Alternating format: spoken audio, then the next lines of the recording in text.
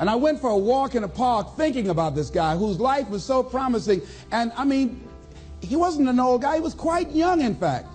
And I thought about all of the things that he said he was going to do, and he never got a chance to do those things. And I started thinking about my own life and how much time I had left to do the things that I would like to do. And at that time, I wasn't sure what my life purpose was, what my life's work was. I wasn't sure about it at that time. And I thought about it quite a lot. I had some idea, but I wasn't convinced. And I don't think I felt worthy. I didn't believe that it could be me to do this kind of work that I'm doing right now.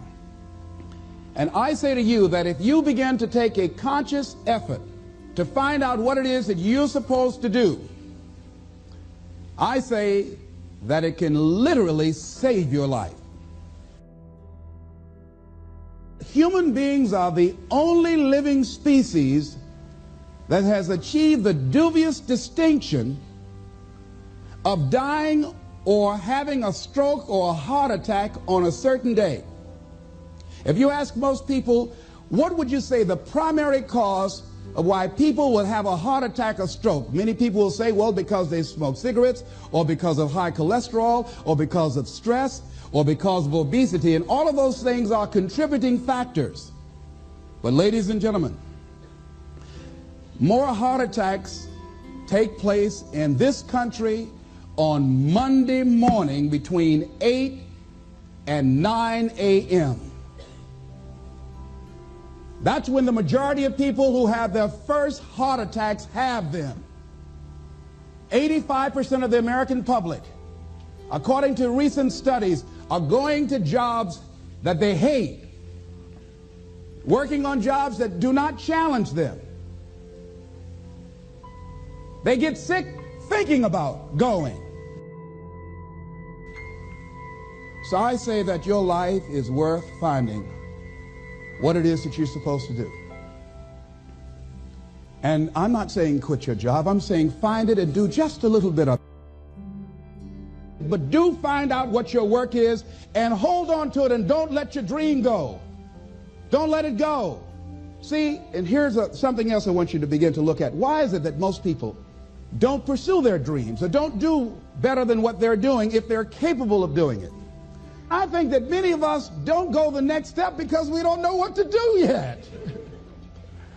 And I say that the reason that we don't even explore the possibility of what to do is because subconsciously we don't believe that it can happen for us, and we don't believe that we deserve it. So here's what I'm suggesting. How much time do you spend working on you? How much time do you spend every day working on your dream? In the last 90 days, how many books have you read? In the last year, what new skill or knowledge have you acquired? What kind of investment have you made in you? So I'm saying that as you begin to look at where you want to go, if you want to make it today, and things are changing so fast, you have to literally run to stand still. I'm saying that you've got to make some conscious effort to begin to work to develop you.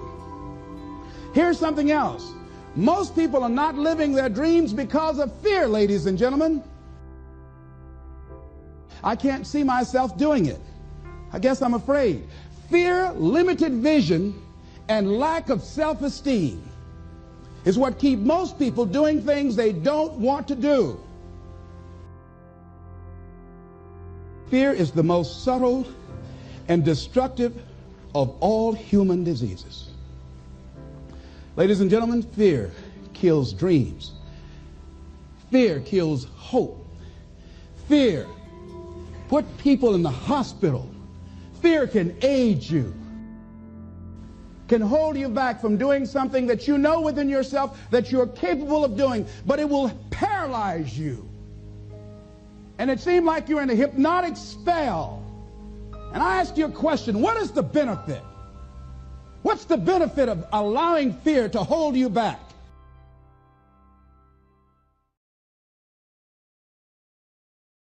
Dr. Howard Thurman, one of the mentors of Dr. Martin Luther King Jr., and Albert Schweitzer and Mahatma Gandhi.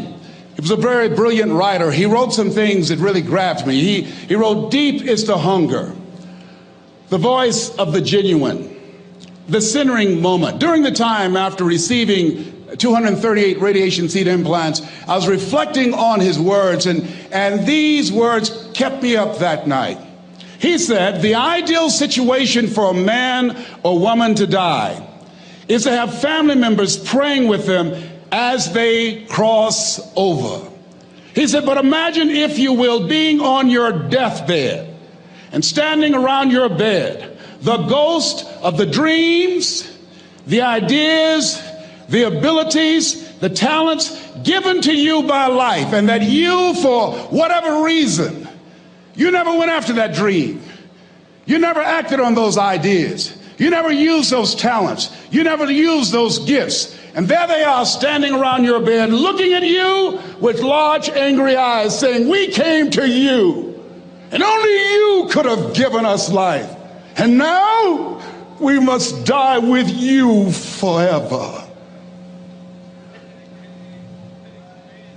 And the question is, if you died today, what dreams, what ideas, what talents, what books, what music, what leadership, what voice will die with you?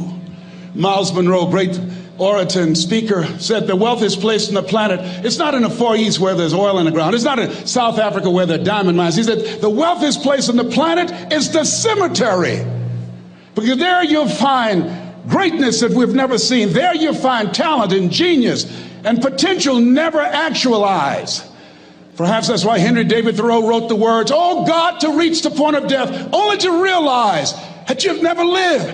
Maybe that's why some unknown writer wrote the words, "What if you live your whole life only to discover that it was wrong? That it was wrong. That you were chosen to do something else and you didn't do it." Repeat after me, please. Live full. Die empty. I want you to take some notes and some things, and I want you to think about your goals and dreams in the three categories that I mentioned: personal, professional, and your social contribution. How many of you are serious about your goals and dreams? Raise your hands, please. Thank you very much. How many of you don't want to take your dreams to your grave with you? Raise your hands, please. Very good. Shake someone's hand on your right and left. Look them in the eyes and say, "Get out of your head and step into your greatness." Do that right now, please. Say, "Get out of your head and step into your greatness." I want you to write this down. Let us say together, as you think about your goals and dreams, let us say together, "It's possible," together, please. Yes, write that down. See, ladies and gentlemen, as an entrepreneur, I've been an entrepreneur for 20 years. This is my 21st year. I could have been speaking and training for 34 years. But for 14 years, I was living in my head. For 14 years, I stopped myself. For 14 years, I used to go see Zig Ziglar, that I considered the #1 motivational speaker on the planet. Zig Ziglar and Tony Robbins, they're the best on the planet. Bob Proctor, they're the best on the planet. Jack Canfield, Mark Victor Hansen, T. Harv Eker. I would go and see them, and then I would leave, and my conversation with myself was, my heart would say, "I can do that." And then my mind would ask, how? How would you do that, Les Brown? See, when I was in the 5th grade, I was identified as EMR, labeled educable mentally retarded, put back from the 5th grade to the 4th grade. I failed again when I was in the 8th grade. I have no college training. And a man changed my life, and I'll never forget his name, Mr. Leroy Washington. He's in his 80s now, and he's blind from glaucoma, but he gave me a different vision of myself. I was in his class waiting on another student. He came in and said, "Young man, go to the board and work this problem out for me." I said, "Oh, sir, I can't do that." I said, "Why not?" I said, I'm not one of your students." He said, "Look at me." "Yes, sir. Go to the board and work the problem out anyhow." I said, "Sir, I can't do that." He said, "Why?" I said, "Sir, because I'm educable mentally retarded, sir. I'm in special education." And the students started laughing. They said, "That's Leslie. That's not Wesley. He's DT. Wesley is the smart twin." He said, "What does DT stand for?" I said, I'm the dumb twin, sir." And as the students laughed at me. He came from behind his desk, he looked at me and he said, "Don't you ever say that again. Someone's opinion of you does not have to become your reality."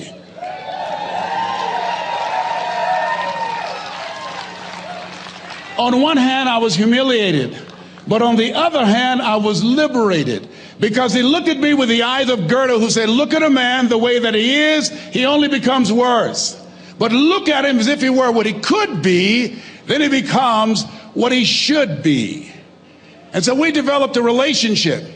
And one of the things that I can just tell you as you think about your goals and dreams, all of us can say in a spirit of integrity that it's possible.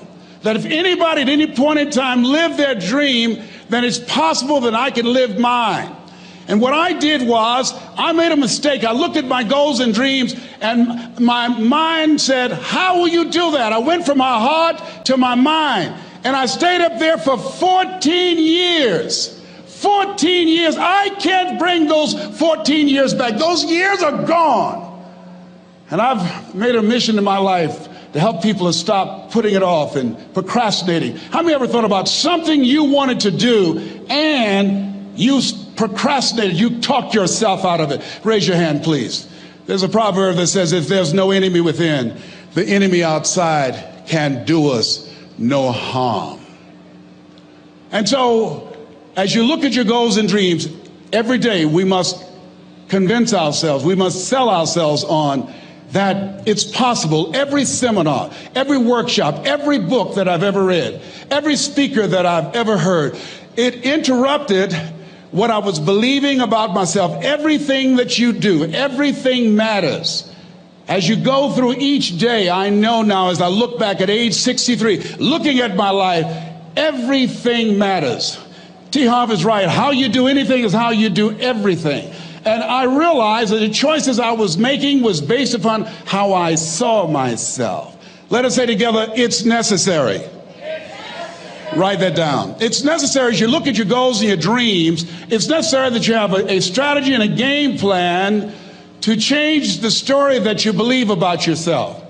And that's an ongoing process. I've discovered, and many people have, that what we do, what we accomplish, what we produce is a result of the story we believe about ourselves.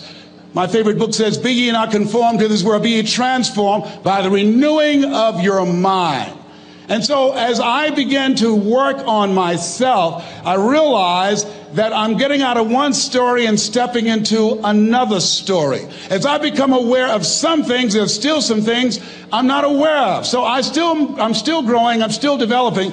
I'm like the lady who said, "Lord, I ain't what I want to be, ain't what I'm going to be, but thank God I sure ain't what I was."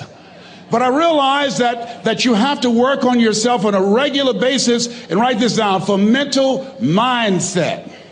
For mental mindset and stamina. Because things are going to happen to you. I believe that the reason that most people go to their graves with their talents and abilities and skills in them is because of the fact, number one, many are like me. They didn't know that they didn't know and thought they knew. I thought I knew myself, and I really didn't know myself as well as I thought. I've discovered that sometimes people can take you to a place within yourself that you can't go by yourself. The other reason is I was afraid.